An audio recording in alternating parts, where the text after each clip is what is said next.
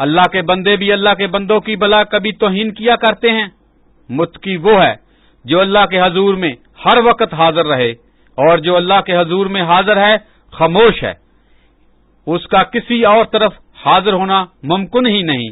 आम खाना पेट भरकर कसीफ है, मशकू खाना गलीज है। कसाफत और गलाजत में लताफत नहीं आ सकती और कभी नहीं आ सकती। जिस तरह अनवाह अक़साम की अशिया खुर्दनी में किस्म किस्म के हयातीन पाए जाते हैं जो सेहत के लिए जरूरी होते हैं, इसी तरह अनवाह अक़साम के अज़कार व दवात में अर्श अजीम तक रूह की परवाज की कुव्वत पैदा होती है। तंदुरुस्त के लिए दूध, घी, गोश्त, मकवी गजाएं हैं, लेकिन बीमार इन्हें खाकर और बीमार हो जाता है। रोगनी गजाएं सिर्फ तंदुरुस्ती ही को ताकत बख्शा करती हैं, बीमार को नहीं।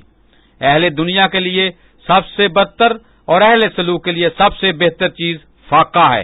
अहले दुनिया फाके को मुसीबत समझकर शिकवा करते हैं और अहले सलूक फाके को सबसे बड़ी नेमत समझकर शुक्र करते हैं। वमा अलैना इल्लल बलाग। हम लोग दुनिया नहीं आखिरत कमाने आए हैं। दुनिया की कोई बड़ी सी बड़ी मुसीबत आखिरत की किसी भी छोटी से छोटी मुसीबत की बराबरी नहीं कर सकती। इसी तरह दुनिया की कोई भी बड़ी सी बड़ी खुशी आखिरत की किसी छोटी से छोटी खुशी की बराबरी नहीं कर सकती। जिस मुसीबत का हम गिला करते हैं, इससे कहीं ज्यादा मुसीबतों का सामना आखिरत में है। जिन खुशियों की तलाश में हम मारे मारे फिरते हैं, उनसे बदरजा अफजल खुशियां आखिरत की खुशियां हैं। दुनिया की हर शय आर्जी है, खुशी हो या गम, लेकिन आखिरत की हर शय अब्दी है। किसी दिन किसी कब्रिस्तान की सैर को जाइए, जरा सोचिए, ये सब के सब हमारी ही तरह इस दुनियावी जिंदगी में महव थे और आज सब के सब पछताते हैं, कुरलाते हैं और वेला करते हैं कि उन्होंने जिंदगी की बाजी हार दी। उन सतही दस्त आज कोई और नहीं, गोया इनकी पकारें सुनी नहीं जाती। हर किसी से यही एक अर्ज करते हैं, अरे या ओ खुशकिस्मत जीने वाले, अपनी जिंदगी के मकसद को पहचान। अल्लाह ने क्यों तुझको पैदा किया?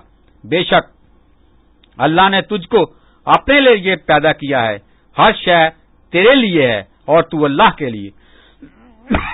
हमारी यहां सिर्फ एक ही तमन्ना है कि अल्लाह हमें एक बार फिर से जिंदगी बख्शे और हम दुनिया ही में जाकर इसकी ऐसी बंदगी करें कि किसी और तरफ कभी ख्याल न करें। शब रोज अल्लाह की याद में महवो मुहनमक रहें। अल्लाह की याद से बेहतर और कोई याद नहीं, और ना ही अल्लाह के काम से बढ़कर और कोई काम है। अल्लाह के दीन इस्लाम की दावत व तबलीग अल्लाह ही के कामों में सबसे अफजल काम है। अल्लाह हमें अपने दीन इस्लाम की दावत व तबलीग की तौफीक बख्शे, आमीन। अब्राहा दुनियादार था, उसे जो नाज था अपनी ताकत पे था। काबे को मसवार करने के लिए मक्के पर चढ़ाई की। फौज के हमरा जंगी हाथी थे। अल्लाह ने अबाबीलों को हुक्म दिया कि अपनी चूंचों में कैंकरियां दबाकर अब्राह की फौज के मुकाबले में उतरो। जिस हाथी पर भी अबाबील की चोंच से कैंकरी गिरती फना कर देती।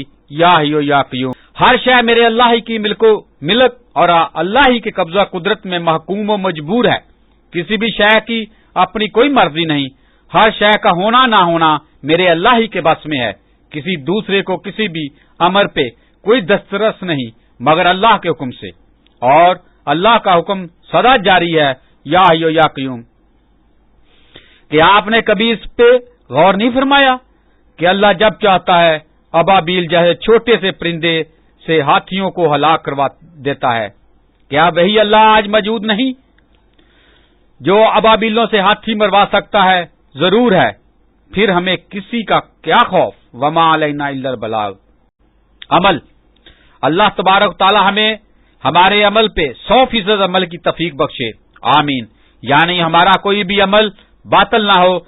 जिस अमल को भी एक बार इख्तियार कर लें, उम्र भर न बाएं, कभी तर्क ना करें और ना ही नागा। अगर आपने अपना अमल पूरा नहीं किया तो समझो कि कुछ भी नहीं किया, यूं ही वक्त बर्बाद किया। مساوات، اے میرے اللہ کے دین اسلام تیرے شدائیوں کے کس قصے کو بیان کریں۔ حضرت سیدنا عمر فاروق رضی اللہ تعالی عنہ خلیفۃ المومنین جب اپنے غلام کے ساتھ بیت المقدس دمشق کا سفر کر رہے تھے تو ایک منزل آپ اونٹنی پر سوار ہوتے اور دوسری منزل پہ آپ رضی اللہ تعالی غلام کو سوار کرتے اور خود اونٹنی کی مہار تھامے آگے آگے چلتے۔ جب شہر کے قریب پہنچتے ہیں تو سواری کی باری غلام کی آ جاتی ہے۔ غلام اصرار کرتا ہے کہ منزل ختم ہونے کو ہے، لوگ حضور رضی اللہ تعالیٰ عنہ کے استقبال کو آئیں گے، اور یہ زیب نہیں دیتا کہ عرب کا ایک گمنام بدو آپ رضی اللہ تعالیٰ کا غلام اونٹنی پہ سوار ہو اور آپ رضی اللہ تعالیٰ نکیل پکڑے آگے آگے چلیں۔ آپ رضی اللہ تعالیٰ نے عدل و مساوات کی حد کر دی اور غلام کی ایک نہ مانی، اسے باری کے مطابق اونٹنی پہ سوار کیا اور خود آگے آگے چلتے رہے۔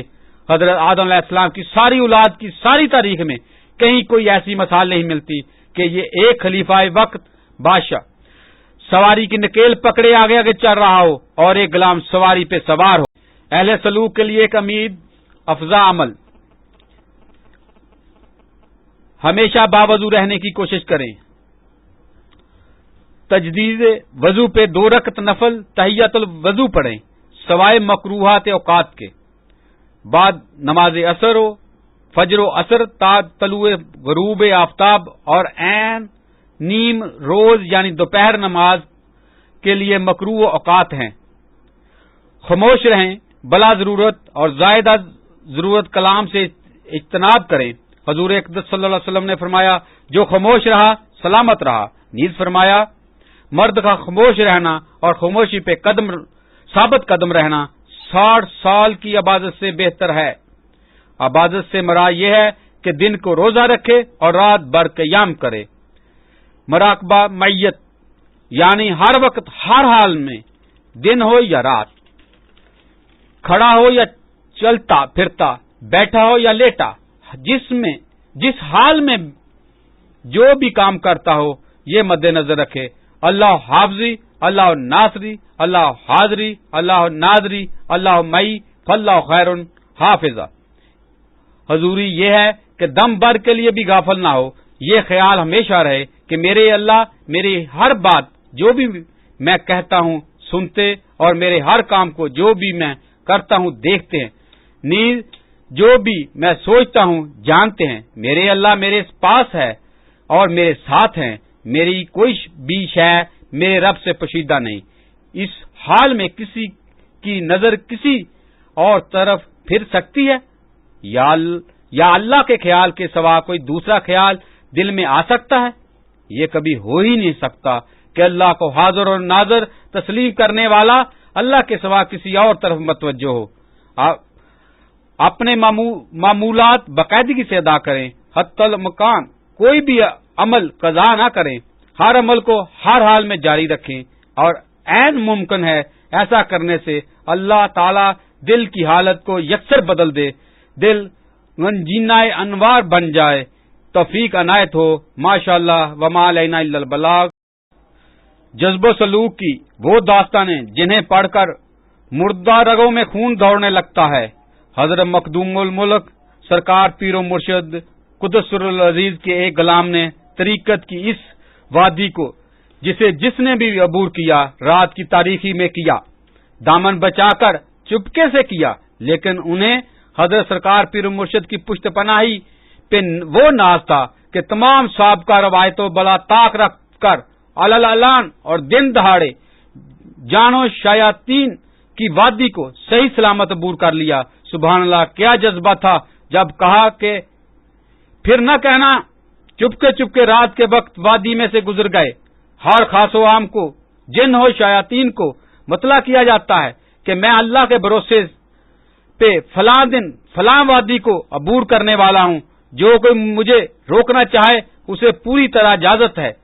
جب وہ مارنے پہ اتر آیا، دن دہاڑے وادی کو عبور کر گیا، کسی کو بھی مداخلت کی جرت نہ ہوئی۔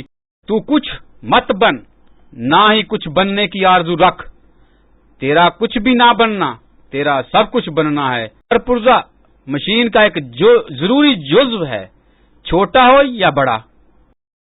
کسی سے داد کی خواہش مت رکھ، نہ ہی کسی منصب کی کوئی طلب رکھ، جس کی کوئی طلب نہیں میرا طالب ہے۔